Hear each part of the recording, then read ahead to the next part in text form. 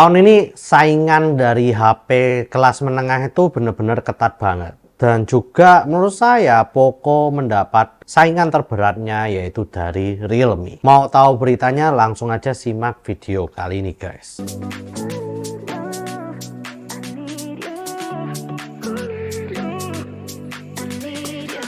Yo guys, balik lagi dengan Billy di sini dan kali ini kita akan membahas kapan sih meluncurnya Realme GT6T di India. Oke, jadi kalau kalian belum tahu, Realme GT6T itu adalah nama lain dari Realme GT Neo 6 SE ya guys. Jadi kalau di aslinya sana Realme GT Neo 6 SE ini itu ditenagai oleh Snapdragon 7 Plus generasi ketiga. Begitu juga dengan Realme GT 6T ini ya. Tapi versi 6T ini katanya versi yang secara global. Snapdragon 7 Plus generasi ketiga ini digadang-gadang katanya bisa mencapai Antutu 1,5 juta. Yang kalau dites sih sebetulnya nggak sampai ya. Seperti yang dikatakan Snapdragon 8S generasi 3 yang katanya bisa sampai 1,7 juta, tapi kenyataannya cuman sampai 1,5 juta aja gitu ya. Dan mungkin kalau bisa kita katakan ya 1,5 juta yang di 7 Plus Gen 3 dan 1,7 juta yang ada di 8S Gen 3 itu sebetulnya kalau memang dikondisikan chipsetnya itu adem banget. Jadi kalau chipsetnya kita ademin tapi kita tes Antutu, mungkin maksimalnya adalah yang seperti dikatakan tersebut.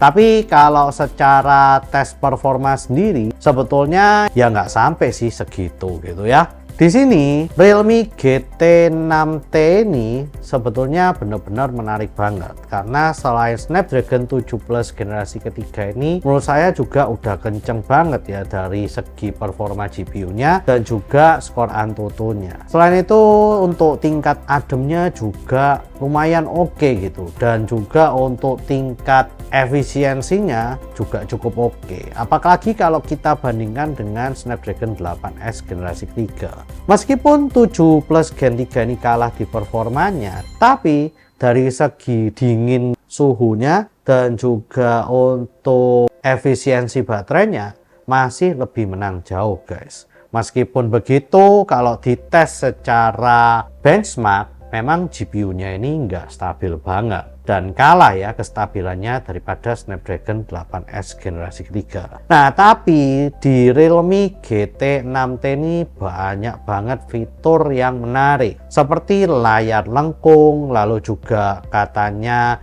baterainya ini udah 5500 mAh. Dan untuk fast chargingnya sendiri ini sekarang udah mencapai 100 watt. 10 watt lebih cepat daripada Poco F6 guys. Nah, untuk kameranya sendiri juga udah oke, menggunakan Sony IMX dan juga katanya sih udah 50 megapiksel dan kamera depannya sendiri udah 32 megapiksel. Pokoknya menurut saya sih udah jos banget. Oh ya, salah satu yang menurut saya menang jauh daripada Poco F6 adalah dari segi layarnya. Layarnya ini memiliki LTPO AMOLED, dimana berarti dia bisa menyesuaikan untuk refresh rate-nya mulai dari yang paling terkecil sampai 120 Hz. Dan berarti di sini juga always on display itu bukanlah impian ya, seperti hanya di Poco F6. Poco F6 ini always 10 seconds display selalu. Nggak bisa always on display. Ya khas Poco gitu loh. Nggak pernah bisa always on display. Nah, sekarang tinggal kita tunggu aja harganya. Kalau harganya ini bisa bersaing dengan Poco X6 Pro dan juga Poco F6, berarti Realme GT6T ini bisa bersaing banget ya untuk pasaran mid range. Nah, tapi biasanya di Indonesia itu harganya bisa naik drastis guys. Kalau misalnya harganya 4-5 juta, menurut saya Realme GT6T ini bisa menjadi saingan terberat bagi Poco X6 Pro dan juga Poco F6. Oh ya, di India sendiri katanya bakalan meluncur pada tanggal 22 Mei 2024 nih. Satu hari sebelum Poco F6 meluncur secara global.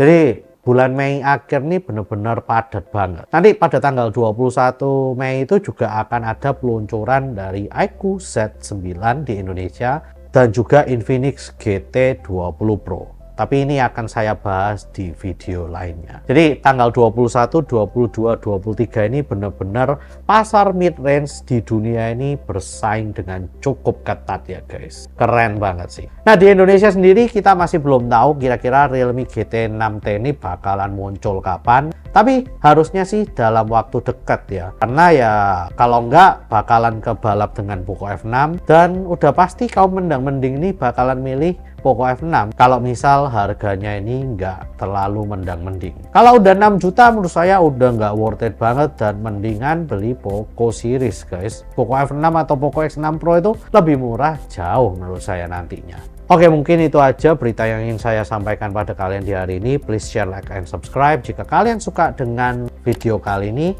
Komen jika kalian ingin ngobrol-ngobrolin tentang Realme GT 6T ini guys. See you guys di video selanjutnya. Wah, fans Realme ini bakalan nungguin sih Realme GT balik di Indonesia. Kalau misalnya bisa balik di Indonesia dengan harga yang cukup menarik, 4-5 jutaan, atau 5 juta lebih dikit, menurut saya Realme GT 6T ini patut dilirik ya untuk beberapa orang atau ya kaum mendang-mending seperti kita ini guys. Ya kita lihat aja lah Realme Indonesia bisa ngasih harga berapa.